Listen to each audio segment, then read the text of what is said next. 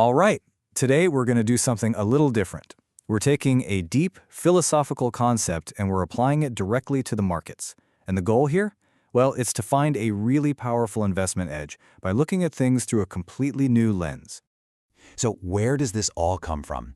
It's all based on this incredible book, Finite and Infinite Games, by a philosopher named James P. Carse. And I'm telling you, it's one of those frameworks that once you get it, it totally changes how you see, well, pretty much everything, but especially investing. And it all boils down to this one simple but kind of profound question. When you step into the market, what's your real objective? Seriously, are you playing to win?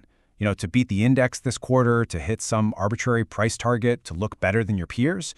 Or is your actual goal just to keep playing, to stay in the game and let that capital compound for as long as you possibly can?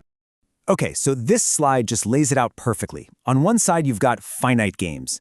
Think of a football game. It's played to win, there's a clock, a final score, fixed rules, and everyone has to play within the lines on the field. But then you have infinite games, like, say, friendship or business. The whole point of those is just to keep the game going. There's no endpoint, the rules are always evolving, and the best players don't just play within the boundaries, they play with them, always changing the game itself. This distinction, this is the key to everything we're about to talk about. So, here's how we're going to break it all down. First, we'll look at the players in the market, then we'll dive into where they find their edge, how they actually build their portfolios, and even the little behavioral tells. And then we're going to put it all to the ultimate test. What do you do when the market's in a drawdown? Let's kick things off with the players. Who are the people in this giant market game? And more importantly, which game are they really playing? Carr says something really interesting. He says that finite players are kind of cast in a specific role, like an actor or a quarterback. These roles come with a pre-written script, There are all these rules and expectations. You're chosen to play that part, and you better stick to the script if you want to stay in the game. And this is where we see those two archetypes come to life in the market. The finite player, that's your classic rent seeker, your high-frequency trader. Their whole world is the next quarter, maybe even the next millisecond. Their goal is to win by just extracting a tiny piece of value from the system. But then you have the infinite player. This is the long-term compounder, the true owner-operator. Their time horizon isn't the next quarter, it's the next generation. And their goal isn't to extract value, but to create it, so they can keep that compounding game going forever. And this right here, this is our first huge takeaway. You get a massive informational edge just by figuring out which game the other guy is playing. Are they fighting to win this quarter's battle, or are they trying to win the century-long war? Just knowing their mindset is an incredible advantage. So, once you understand the players, that leads us right into the next big idea. How do you build a real analytical edge? And it all comes down to the huge difference between being trained for the past and being educated for the future. This quote, this gets right to the absolute heart of it. For a finite player, a surprise is a disaster. It's something their model didn't predict, and it completely wrecks their strategy. The game is over. But for the infinite player, surprise is the entire point. It's new information. It's a new challenge. It's the very reason the game is still interesting and worth playing. So let's really dig into this, because this is where the edge comes from. The finite approach is all about training. It looks at the past like it's a finished script that you can just memorize to predict the future. So when a surprise happens, it's a threat, it's a risk you got to hedge away.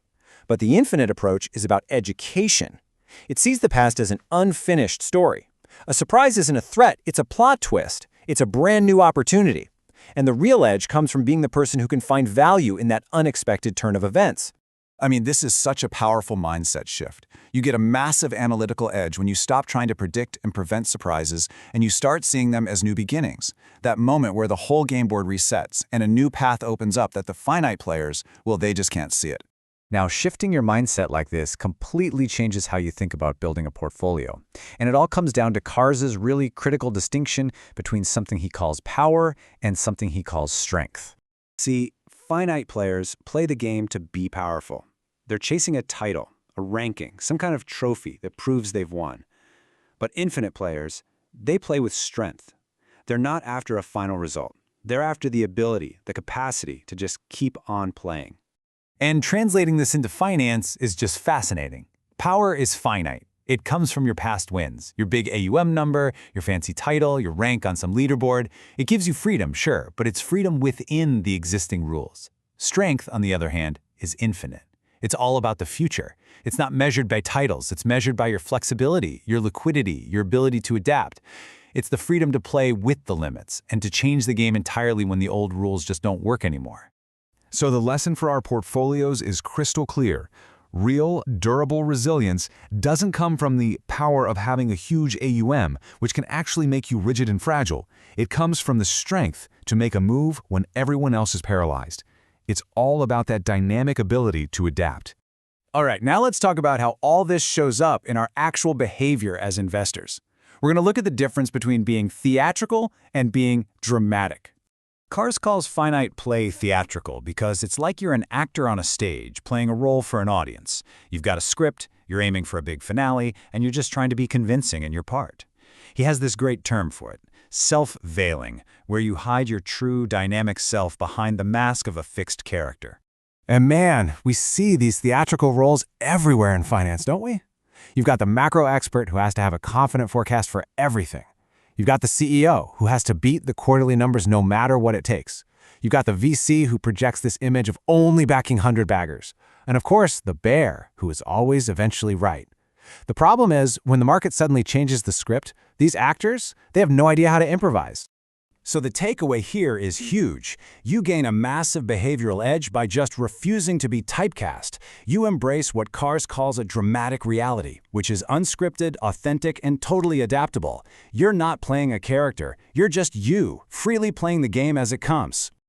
Okay, let's pull all of these ideas together and put them through the ultimate stress test for any investment philosophy.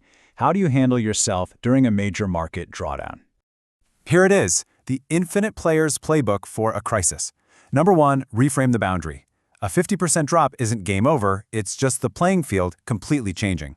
Number 2, use your strength, that liquidity, that flexibility you've built up, at the exact moment when the powerful guys are totally frozen or even forced to sell. Number 3, welcome the surprise. Panic selling isn't just noise, it's valuable information. Forced selling isn't a threat, it's a huge opportunity. And number 4, and this is the most important one, remember the real goal. Your objective is not to perfectly time the bottom and win the drawdown. Your goal is to make sure you can keep playing and come out of it stronger than you went in, ready for the next decade. And we'll leave you with this last thought from Kars, which I think just beautifully captures the whole spirit of this. The purpose of this infinite game of investing isn't to get to the end, to cash out, to declare victory. The real joy and honestly the ultimate competitive advantage comes from being part of a process you know you can never ever finish. It's about building something that's going to outlast you and just finding the joy in starting that incredible unending game.